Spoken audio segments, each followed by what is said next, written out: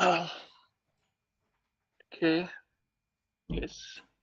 Yeah, I did raise the poll and I see a lot of positive responses, but I also see responses that mentions that I need to give more examples.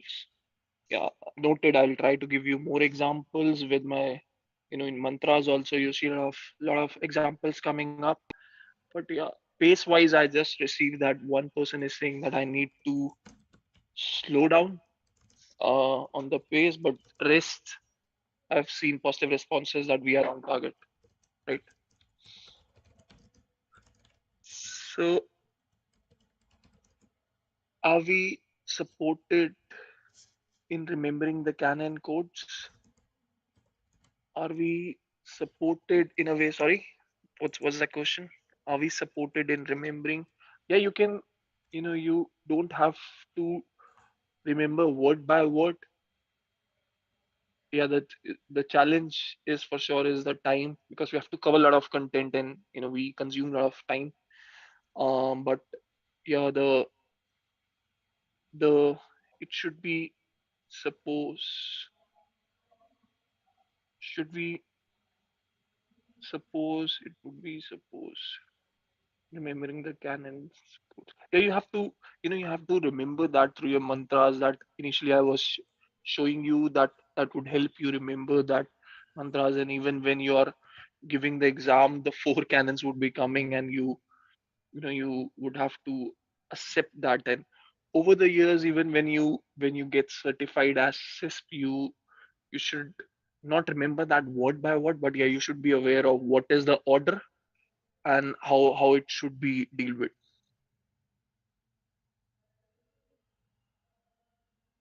Yeah, exactly. You don't have to mug up every stuff, but yeah, just need to understand that hey, this is something that is mentioned by IC square. You don't have to, of course, mug up that stuff. Yeah. Okay.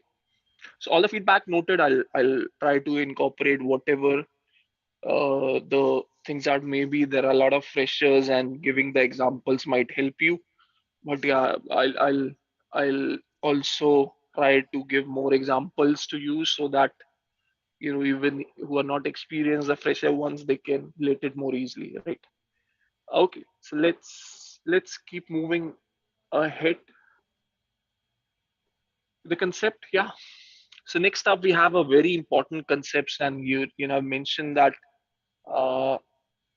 Okay, I look for the topic, the question on the topics of cannons not having handy right now, but I'll get that and we can discuss that about. Okay, so understanding the important concept, as I mentioned, most of the concepts in security, it revolves around CIA, right? So CIA, it has been in existence long ago, even from the times of mainframes, and it's a very important concept. Whatever we learn, it indirectly ties back to CIA also. So let's do an exercise. What do you think confidentiality word means? So once you hear that word, what comes up to your mind?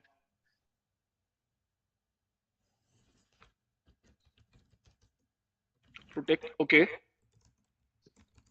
Right. Protecting info. Right. Right. Exactly. That's information secrecy. Only intended person. Right. Unauthorized access. Unauthorized access. Okay. You mean to say you restrict the unauthorized access, Abhijit? Okay. What else? Yeah. Yeah. Confidentiality.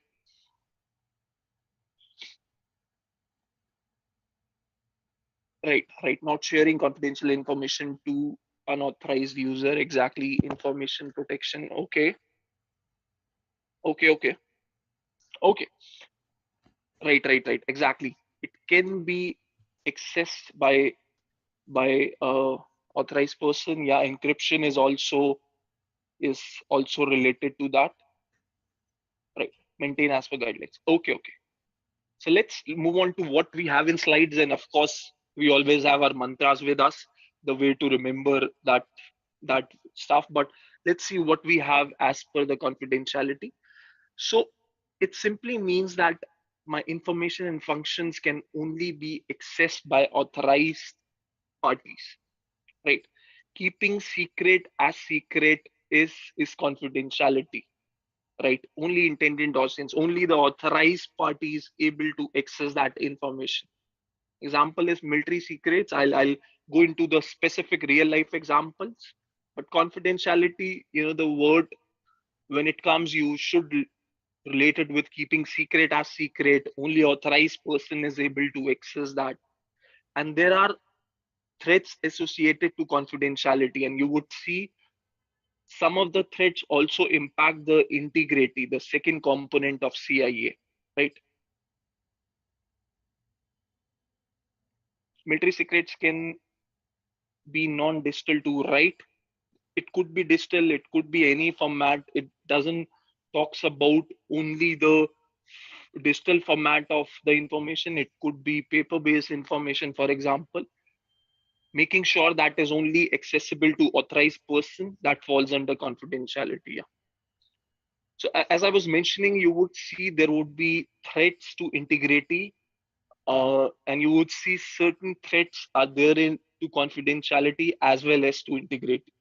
But if we see here the hackers, we know the masqueraders, the one who pretends to be someone is are the one who could impact my confidentiality. Unauthorized user activity, unprotected file downloads, unprotected networks, unauthorized programs, social engineering attacks. You are pretending to be, someone, as I was giving the example of your boss calling you. So that's a social engineering attack. So confidentiality is that, keeping secret as secret. Only authorized person is able to access the information. Now related with, as I mentioned, our very favorite stuff, that is real life examples, right? So now consider this an example, and it's a funny way of elaborating what confidentiality is, but it is a way it is.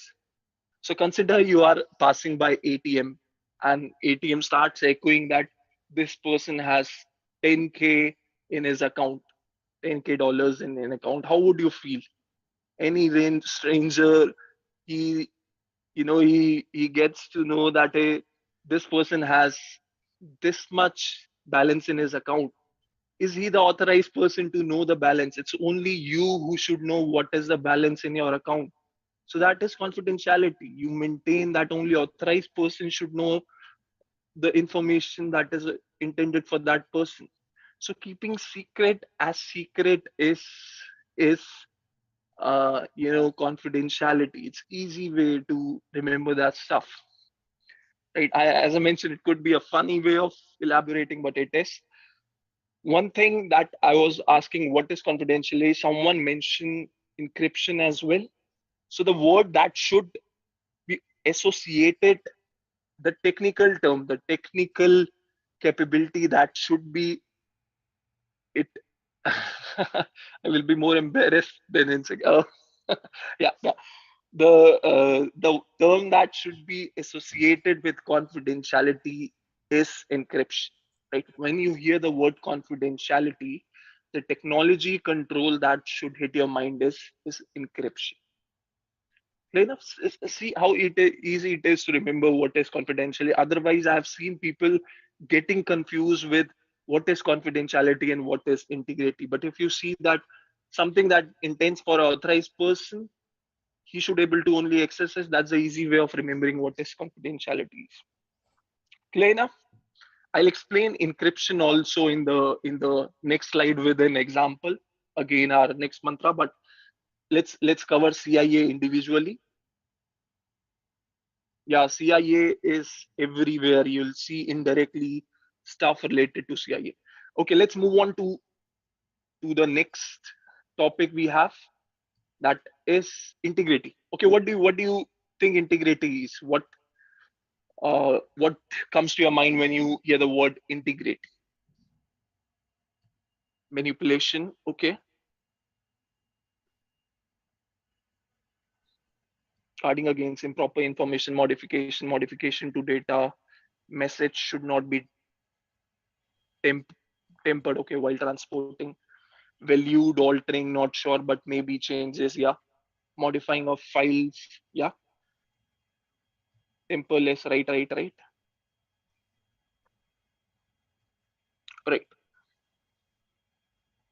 okay, tempering of data, okay.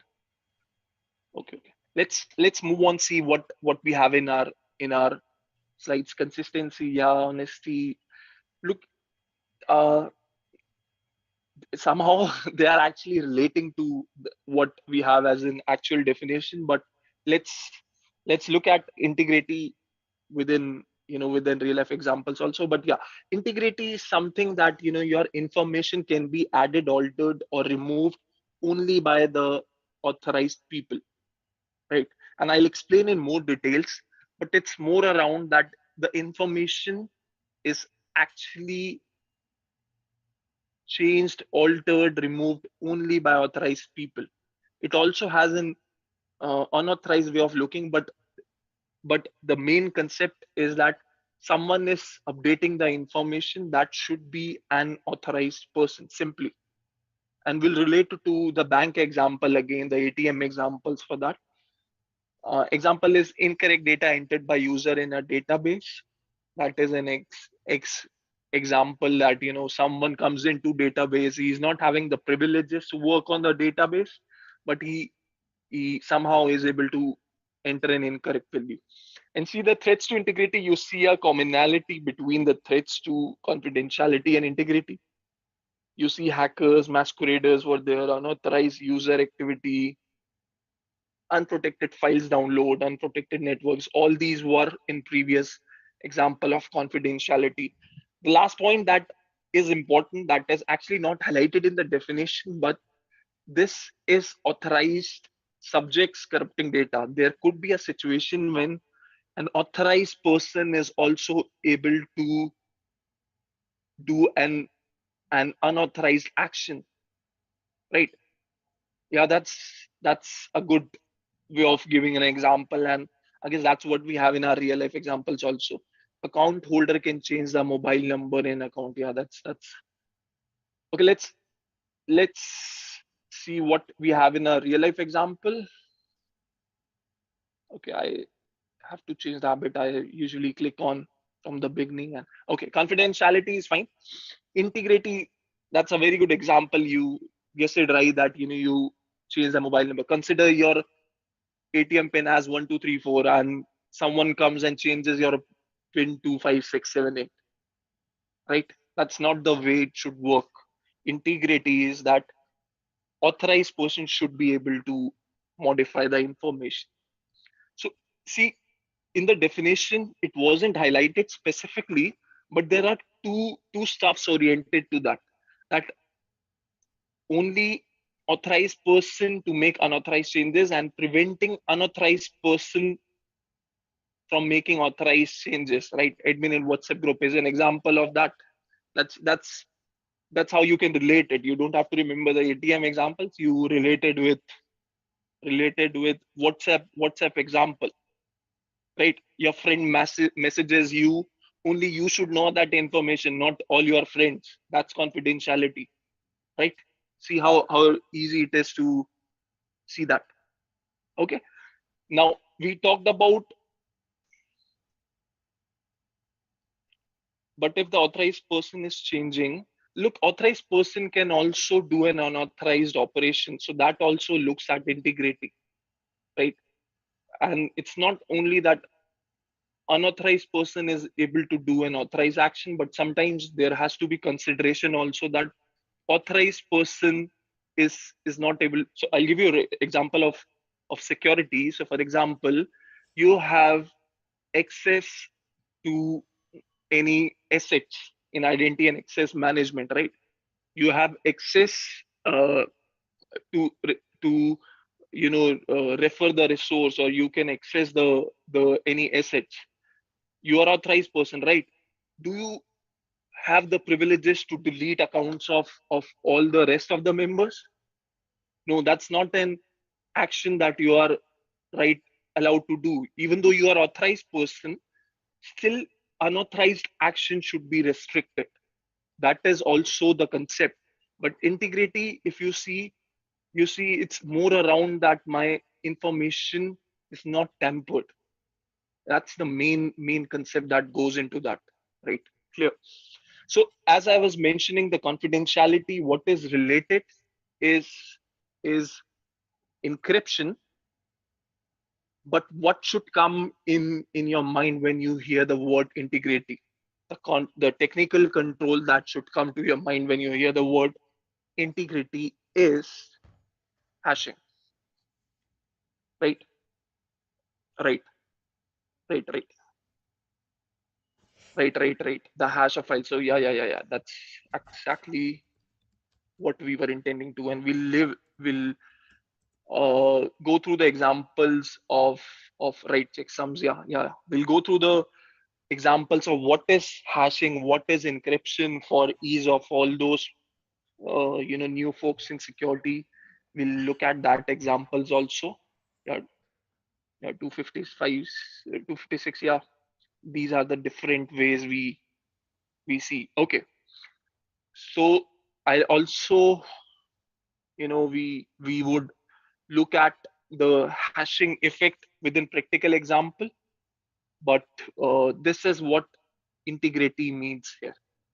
We have a tool where we can actually, we'll revisit the tool again, but let's complete the CIA first. Integrity is all good. Okay. Yes, indeed, that's a good example as well. Okay, let's move on to availability also. Okay, what do you think of availability? It's a very easy to easy to look at the terms, availability of resources, right? Right. Right. System information, everyone. Yeah, DOS is a threat to availability. But if we talk about availability as a individual term, yeah, that is more around the on-demand availability of resources. Yeah, accessibility. Yeah, data should be available to authorize. Okay, all the time. Uh, okay, not all the time. Maybe it could vary, because if consider your SLA is that your services should be available to from 9 to 5. Is it all the time? No, it's a specific period, the defined SLA you have. So it should be available as defined in the, yeah, exactly. Yeah. Okay. So let's look at availability as well. Yeah, that's way of doing it. If one resource fails, that's more of a load balancing stuff. Yeah, if one resource fails, you have another resource that should compensate that. Yeah, that's the way of the the way you maintain the availability, you maintain the backups, you distribute the traffics to load balancings. Yeah, clustering is the concept that can be also related. Yeah. So okay, let's move on to the definition of availability. It's just simply as you are all mentioning, that the functions and data must be available on demand according to the agreed upon parameters that I was mentioning. That something, if you have in the contracts, you take a lot of cloud services, availability is a very important topic there. You have to understand that, as per the contract, if you have mentioned that this should be available in this much time, that should be in existence, right? Uh, you cannot go beyond that downtime, so that will lead to penalties. But yeah, so example is network load balancing. Yeah, if you have, for example, I'll take it real life example. So if you a lot of traffics, as we see in the daily traffic routines, we see many times when one side is having a lot of traffic, we see that the traffic policeman actually opens the other gate, so he distributes the traffic in an easy way, right? So that it doesn't restricts, or it doesn't halts the entire system's operations. threats to availability, denial of services, yeah, distributed denial of services. Denial of services, so for example, um, you someone attacks you in a way that your systems becomes unresponsive. That is denial of services, and you'll see a lot of examples around that. You have to slow down the servers, right? That happens, that the services are unavailable because someone has actually conducted DOS attack on you, and the reason is that your services are not available. There is a higher downtime, and the main concept is it impacts your availability. Something that I was mentioning, that everything would actually relate to your CIA concept a lot. Natural disasters, right? That's a pretty common. If we have very unwanted situations like fires, storms, earthquakes, that can impact your life, the availability. DOS is the difference between DOS and DDoS is, if the DOS is conducted from a single place, that is DOS. Distributed DOS is if it is conducted from multiple places, different distributions, that is DDoS. Yeah. Reverse proxy, right? You can get protected with that. Human actions like bombs and strikes, that is in also one of the the reason why the availability is getting impacted. Yeah, conducted by single contributor. DDoS is that comes from many distributed sources, right? Exactly. Delay network. Yeah, these are the different threats that can lead to unavailability, that impacts my availability as well. Okay, let's move on to our favorite favorite topic, the example for availability. Very easy example, as I was mentioning, in terms of ATMs. You go to your ATM, you see the services are not available. That is unavailability. The ATM is not operating, it's not dispensing the cash. That is unavailability, right? So if you have an SLA, for example, Monday to Friday, that my services should be available from 9 to 5, it should be available, right? First class is classic. Yeah, that's a classic example of availability. And to be honest, I notified them 1 week back that I won't be available on Monday, Tuesday. But certain actions were not taken. But from my end, my end, then all good.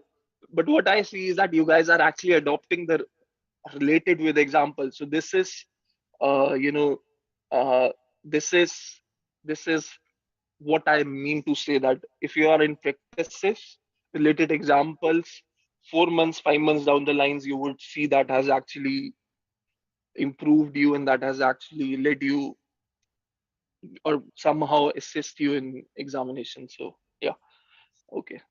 So let's move on. Okay, so we've talked about confidentiality, what is related with confidentiality is encryption, what is related with integrity is hashing, what should be related with availability, the technical term. And you have actually given me a lot of answers, but yeah, those are availability, and there is no specific single term that can be associated with availability. There are multiple terms. So what do you think? What are the technical controls that can lead to, yeah, BCP-DR is there. Downtime is, downtime is for how much duration my services was not available. What I'm asking is the technical control that can help me in maintaining my availability. BCP-DR, correct?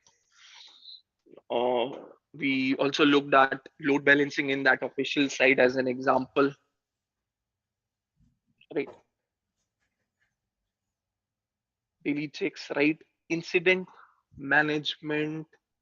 Okay, that's more of a managerial control. I'm going more into the technical controls. Yeah, that's more of a technical controls, not just looking at the administrative parts. Yeah, backups. Yeah. So all these can actually be related. Your load balancing, your backup, your DR, your clustering, these are all associated terms with availability, and you don't have to again cramp. It's just that, you know, DR is disaster recovery. uh, Load balancing we have discussed. Backup we have, backup is quite generic, that you maintain the backup of that. BCP is again business continuity planning. Clustering is having 2 3 resources available, so if your one system fails, your other systems call your failover mechanism goes into the clustering part. Server downtime, that data backups, looking at the query, just to be clear. Yeah, yeah, that's unavailability. If you see your banking services are unavailable, that is an example. You recently, I guess it was uh, the Microsoft that had a certain unavailable duration in 2014. It was Netflix during the Christmas Eve. They had a downtime of 1 hour, and the penalties, the dollar value loss was very high. So it's important, and you'll see that. I'll give you an example also, that in the real life example, when we are defining the SLAs with cloud offerings, there is a very difference in when you say that my services should be available 99.9 percentage. When I say my services are available 99.99 percentage, so you'll see that a single nine after the decimal, it changes your downtime from hours to minutes. So I'll give you an examples. When we define the proposals for the cloud offerings, cloud vendors, Amazons and all, you'll see that a single nine would actually impact your total duration downtimes in that. CIA is good.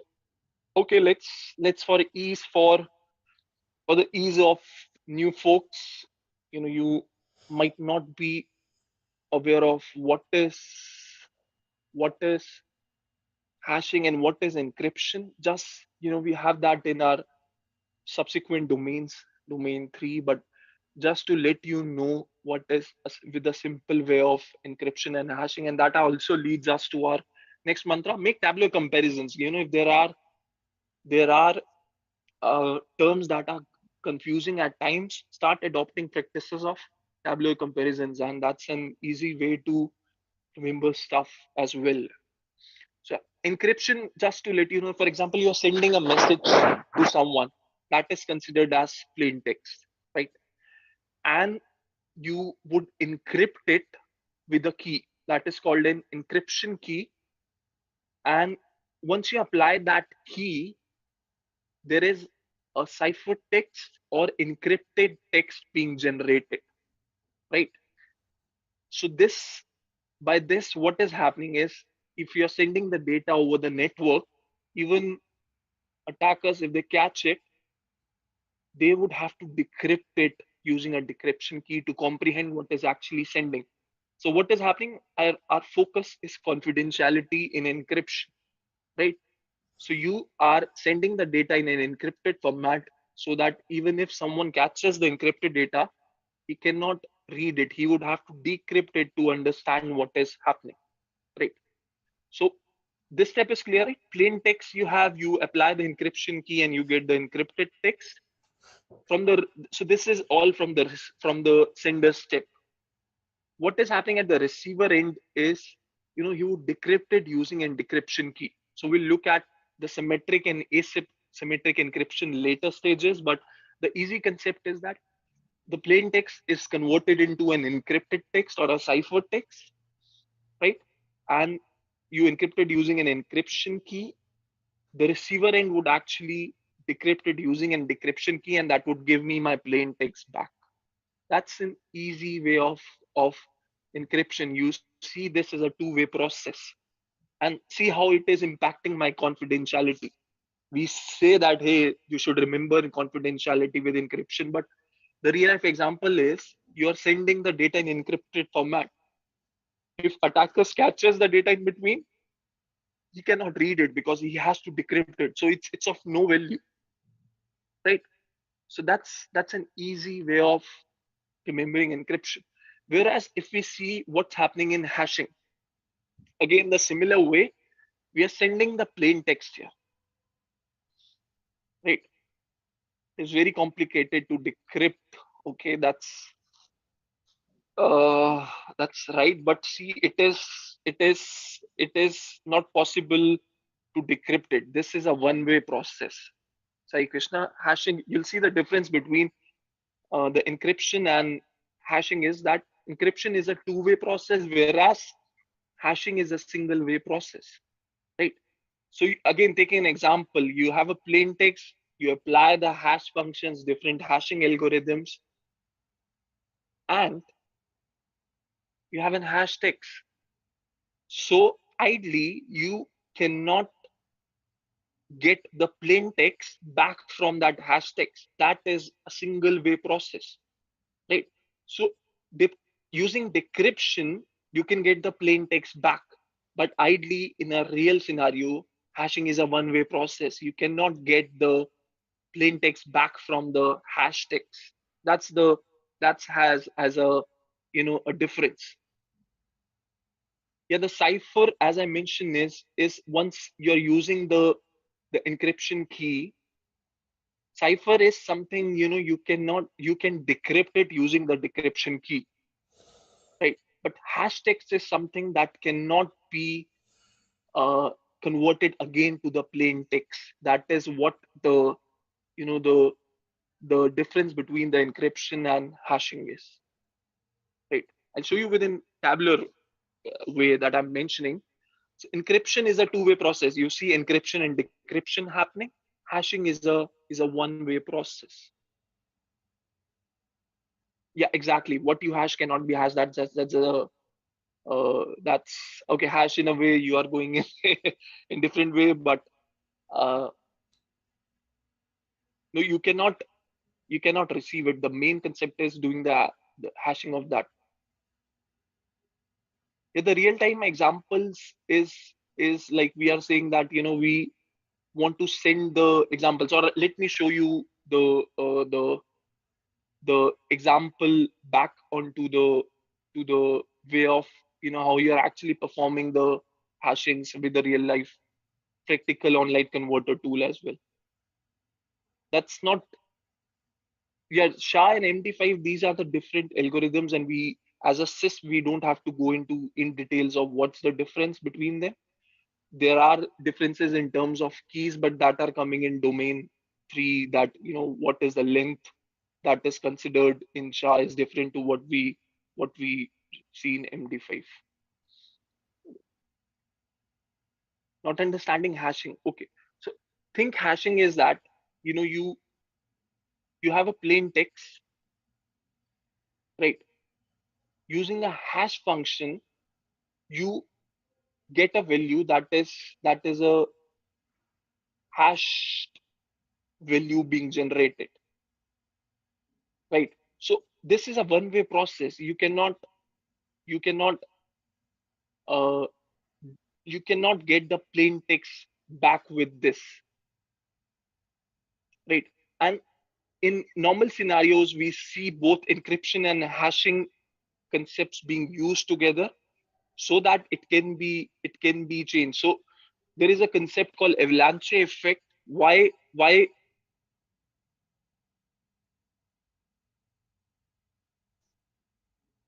we cannot get the plain text back? We cannot get the plain text back, and this is something we'll cover in domain 3 in details. But this is more around you understand the what is happening in encryption, what is hashing. So you're not going into the details of these are actually the topics of domain 3. But here the main concept is to just let you know what is there in encryption and what is there in hashing. And the mantra that I'm mentioning is that you go with tabular comparisons. So for example, encryption is a two-way process. You do an encryption and decryption. Hashing is more of a one-way process. Encryption, you can get the plain text back, but in hashing, it's impossible to get the plain text back, right? How do I read or understand the hash text? You don't have to hash that, because at the receiver end, he would also apply the hashing algorithms, and if the length the hashed value that is generated is same as what you have sent over that, it would justify that this is something that is a correct value, right? So hashing is of, so for example, if you are hashing my name, right, it would always give us the fixed length. The plain text is my name, and the hash value would be of fixed length. Whereas in encryption, it would always be of variable length. It could be that, but it's always of variable length. Encryption objective is, as I mentioned, is confidentiality. Hashing, the objective is majorly around the integrity. And the examples, we see that, EAS, triple DES, Blowfish, Twofish, these are specific examples of encryption. Whereas in hashing, the all the SHA series, MD series, those are examples of my hashing algorithms. Okay, let me show you with example.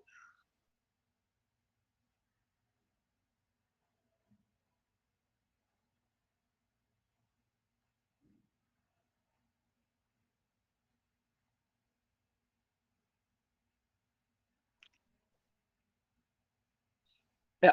So for example, this is the online hash calculator, right?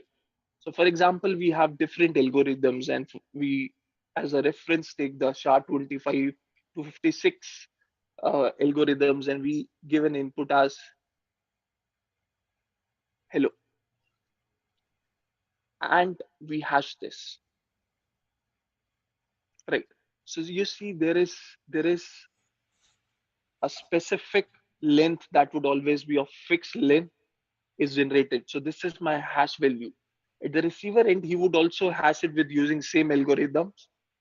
If you add even space, it will change, right? That's exactly what an avalanche effect is.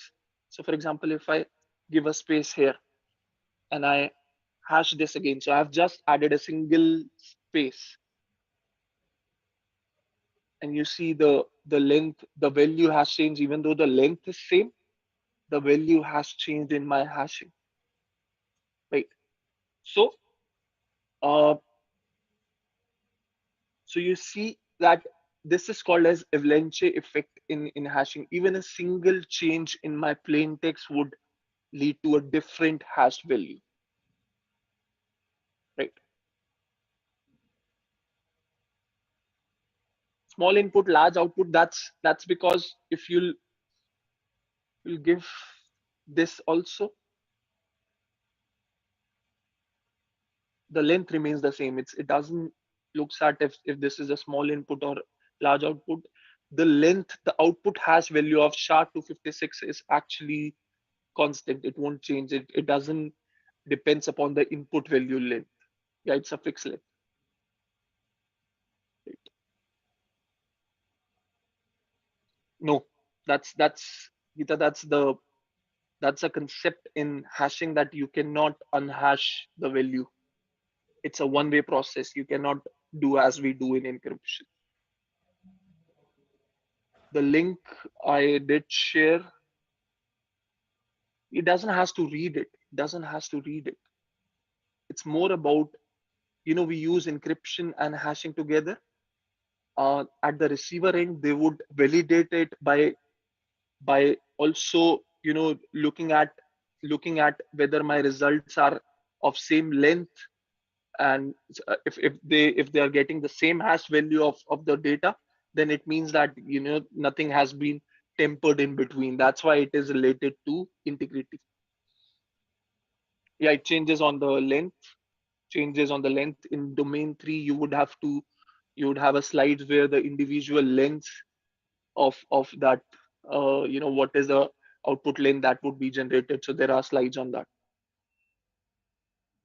Possible to give hash value converted to, is it possible to give hash value converted to plain?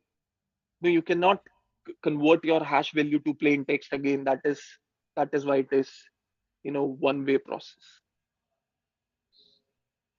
So in a nutshell, we, as I might have gone into the encryption and uh,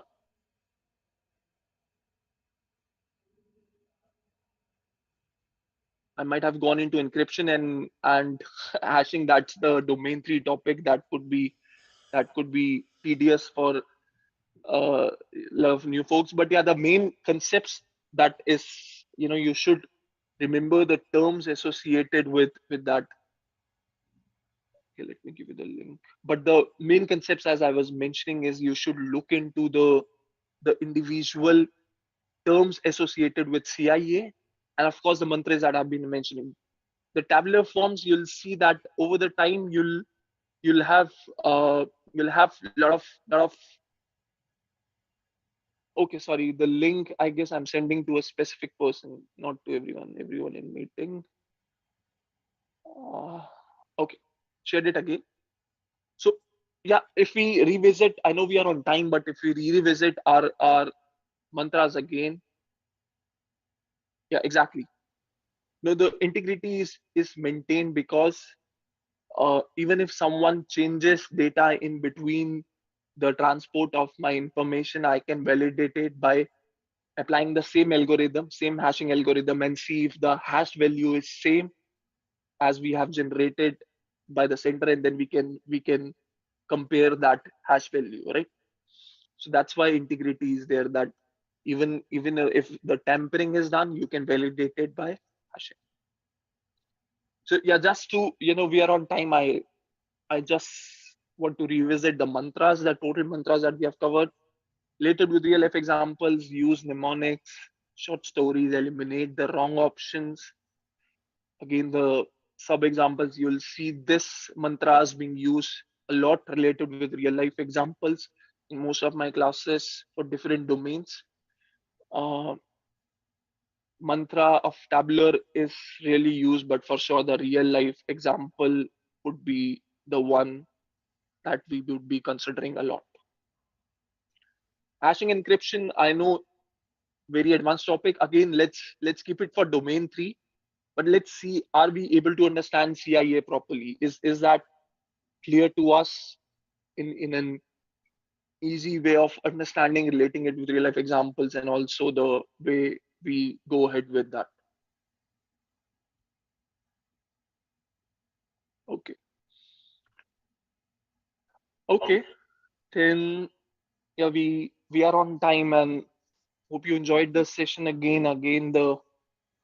Uh again the we'll look into the concepts again on Friday with new areas to explore.